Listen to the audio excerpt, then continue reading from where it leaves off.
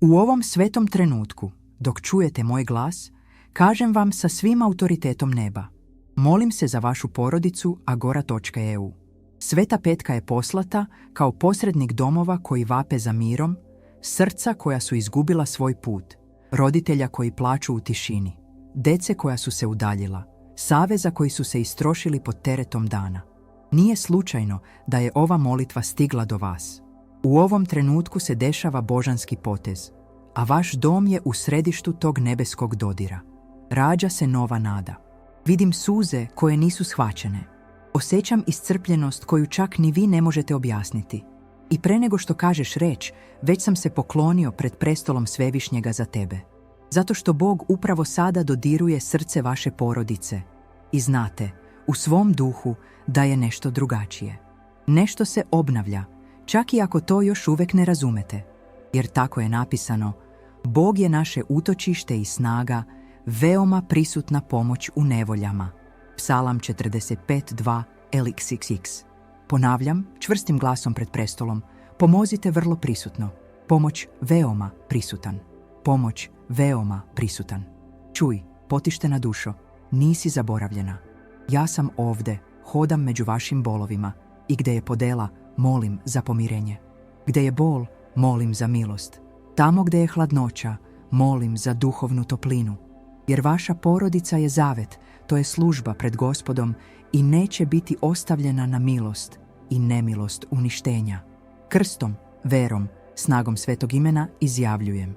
Neće biti onako kako je neprijatelj želeo.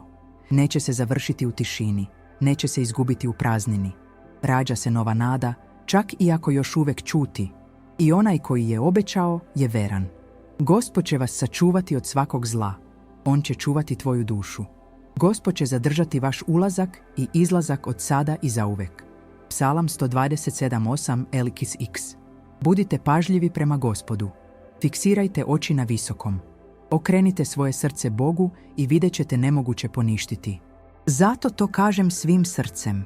Ne bežite od bola koji sada osjećate, jer čak i on je instrument milosti. Postoje trenuci kada se čini da sve ostaje isto, ali unutra nešto se razbija. Ono što je nekada bio dijalog postalo je tišina. Ono što je bio zagrljaj postalo je udaljenost. Čak i kada su svi za istim stolom, duhovi izgledaju kao da su u različitim pustinjama. Znam to, video sam. I ne okrećem se, zato što se sada, kada svet više ne nudi odgovore, nebo otvara jače. Kažem vam, Gospod je pravedan na svim putevima svojim i svet u svim delima svojim. Gospod je blizu svima koji ga prizivaju, svima koji ga prizivaju u istini. Psalam 144.17.18 LXX. Izazivam za vas. Posredujem majčinom ljubavlju. Vičem sa čvrstinom onoga koji poznaje moć vaskrsenja. Neka se mir vrati u vaš dom. Neka jedinstvo bude obnovljeno ne ljudskim rečima, već dodirom duha. Kažem i ponavljam pred nebom. Neka se jedinstvo obnovi. Neka unija bude obnovljena. Neka unija bude obnovljena. Postoje deca koja treba da vide svog oca i majku kako se mole zajedno. Postoje deca koja treba ponovo da veruju, da se osmehuju, da se osjećaju bezbedno. Postoje obećanja o vašoj kući koja još nisu ispunjena. Postoje blagoslovi koji su zapečaćeni i koje je neprijatelj pokušao da spreči smetnjama, ogorčenjem, duhovnim obeshrabrenjem. Ali ja sam ovde i otvaram puteve svojim zagovorom. Posvećujem vaš dom molitvama koje nudim Svevišnjem. Posvećujem vaš bračni život svojom tihom molitvom koja se uzdiže kao tamjan pred prestolom slave. Ja posvećujem vašu decu, da bi mogli biti sačuvani od zamki, iskušenja i zbunjenosti ovog vremena. Verujem. Veruj, istrajajte, jer se vidi vernost tvoja, čak i u umoru. I Gospod, koji vidi u tajnosti, nagradit će vas u javnosti. Ja ne odlazim, ne ostavljam te. Ja ću biti kao nevidljivi zid oko vaše kuće, danju i noću, noću i danju, sve dok svojim očima ne vidite ono što vam sada objavljujem duhom. Vreme obnove je počelo. Sada pogledajte svoju decu sa novom pažnjom. Ne uobičajenim očima, već očima duha. U njima postoje znakovi koje svijet ne razumije, rane koje još ne krvare, ali koje već boli. Deca osjećaju ono što odrasli ćute. Mladi ljudi u tišini nose ono što njihovi roditelji ne shvataju. A vi ste, čak i u svojoj ograničenosti, izabrani da se brinete o tim srcima, da u njih posadite seme svetlosti. Vaspitajte dete na putu kojim treba da ide i kad ostari, neće odstupiti od njega. Priče 22:6. Ali kako podučavati ako se i sami osjećate izgubljeno? Kako voditi ako je vaš duh potišten? Zato sam ovdje. Posredujte za svoju decu, čak i za one koji više ne žive pod vašim krovom. Pratim njihove korake, pazim na njihove izbore, podižem ruke pred Bogom za svakog od njih. I ponavljam sa verom, neka se čuvaju. Neka se čuvaju, neka se čuvaju. Neka vaši umovi budu zaštićeni od konfuzije ovog vremena.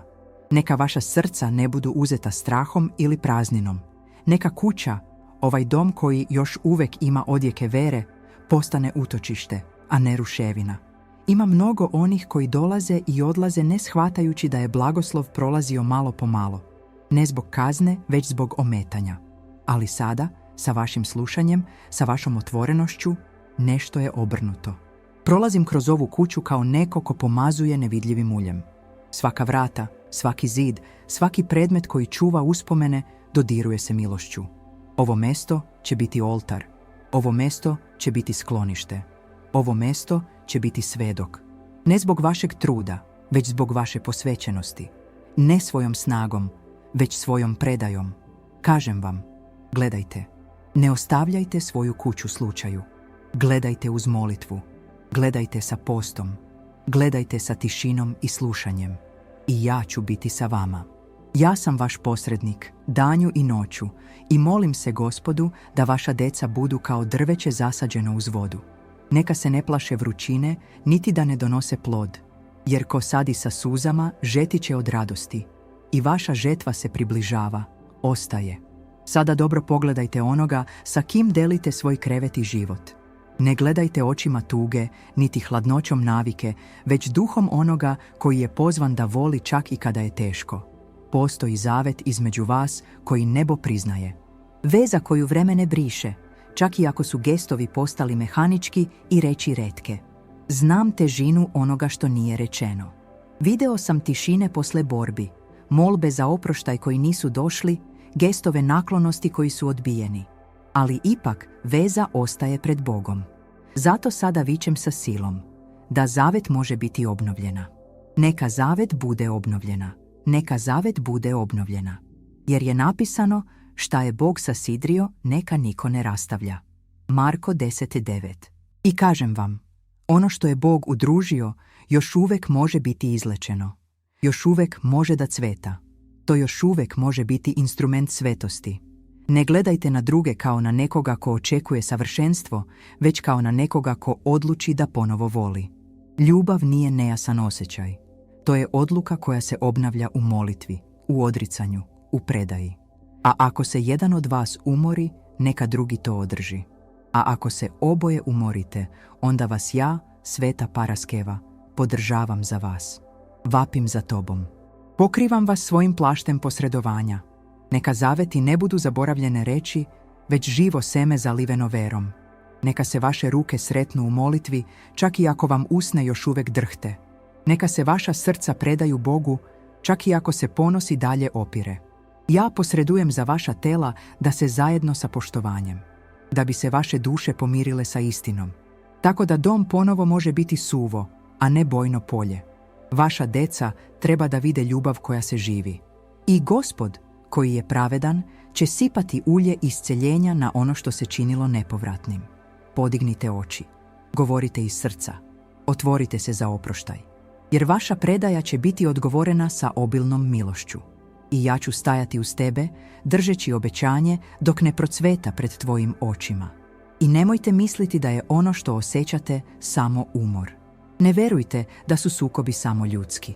U toku je borba, nevidljiv oku, ali stvaran duhu. I mnogi su dirnuti ovim ratom, a da to ne znaju.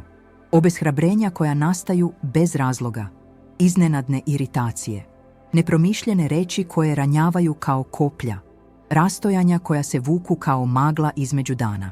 Kažem vam čvrsto, to nije samo habanje, to je napad. Napadnut je protiv onoga što je Bog zasadio ljubavlju. Ali ne dozvolite da budete poraženi. Ne spuštajte svoju duhovnu stražu. Tu sam. Poslan od Svevišnjega, ja sam vaš saveznik u ovoj borbi. Postavljam se ispred vaše kuće sa nevidljivim mačem, ne nasilja, već svetlosti. Vapim Gospodu nad vojskama. Izbavi me, Gospode, od bezbožnika. Čuvaj me od nasilnika, koji misle zlo u srcima svojim i svagda se okupljaju na rat. Psalam 139, 1-2, LXX. Ja te čuvam, ja te branim. Pozivam anđele Gospodnje da okruže vašu kuću dan i noć. I ja izjavljujem sa snagom, neka se tama povuče, neka se tama povuče, neka se tama povuče. Vaša porodica ima večnu vrednost. Niste stvoreni da odustanete, niste pozvani da odustanete. Na vašoj kući je pečat, pečat obećanja. I neprijatelj neće izdržati vašu upornu molitvu. Ne prestajte da vičete, čak i ako vam kolena drhte, čak i ako se vaša vera koleba. Istrajajte, vratite se postu, nazad na pohvale, nazad na reč. Ne dozvolite da vaša duša zaspi u umoru. Budi, prozor. Budite jaki u Gospodu, jer veliki su planovi Svevišnjeg za vašu porodicu i nijedan od njih neće biti osujećen ako ostanete verni.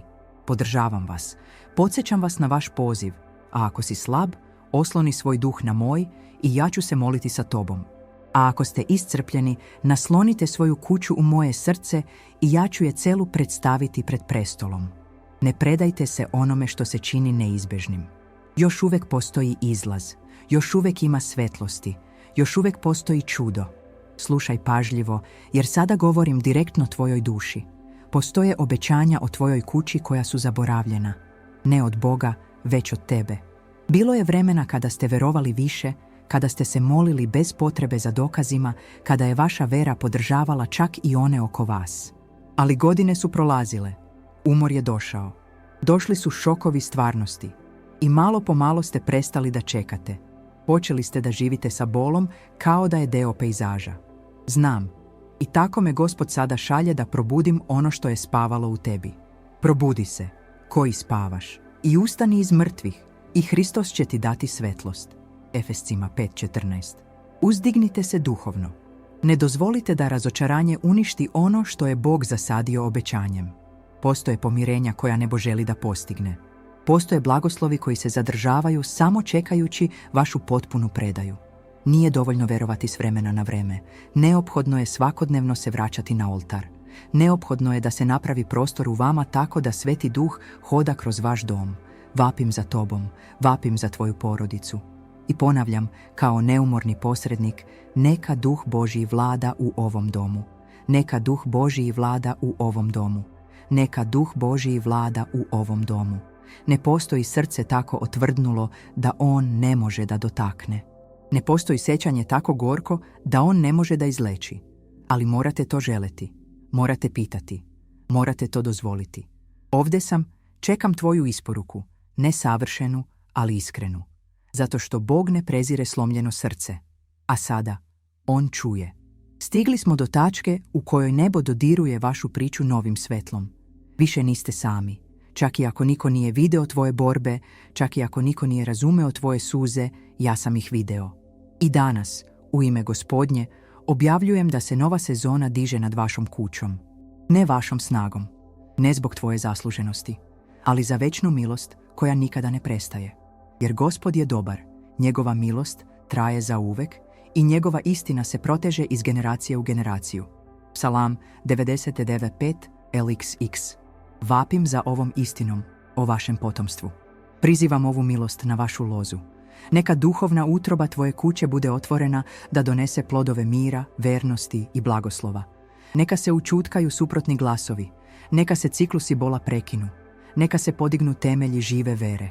Ne bojte se novog početka.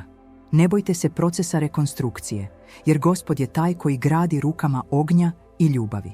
A ja sam ovde, svedok nevidljivog, da vam kažem, vi ste izabrani.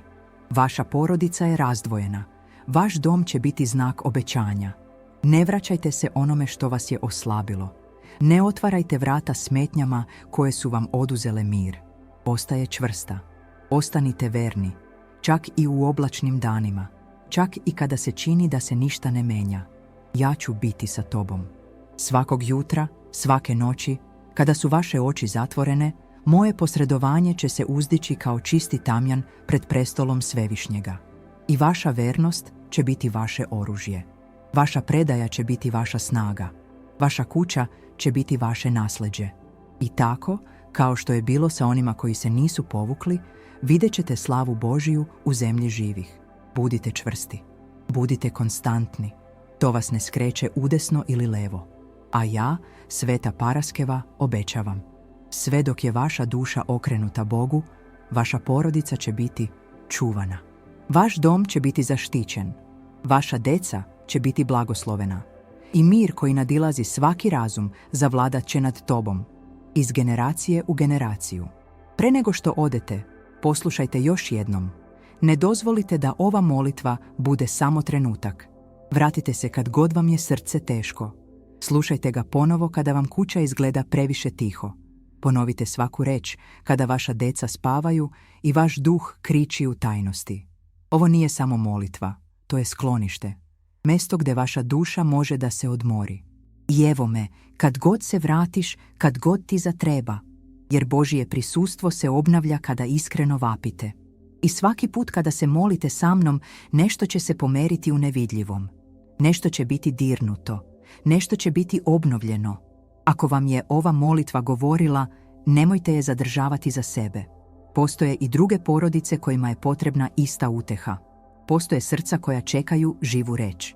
Kliknite na like, tako da se ovaj blagoslov širi. Prijavite se, tako da nikada ne propustite sljedeću molitvenu posetu.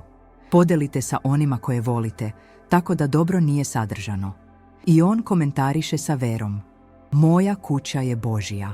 Tako se tvoja reč pridružuje mojoj i naši glasovi postaju duhovni hor koji nebo sluša sa radošću. Ja ću te čekati. Uvek. Vrati se kada trebaš. Vratite se kada samo želite da osjetite mir. Vrati se kada tvoja vera treba ruke da ga održi. Ovdje će vaša duša naći odmor. I svaki put kada se zajedno molimo, ja, Sveta Paraskeva, bit ću sa svojim rukama na tvojoj porodici, moleći se za tvoj mir, tvoje jedinstvo, tvoje spasenje. Amin.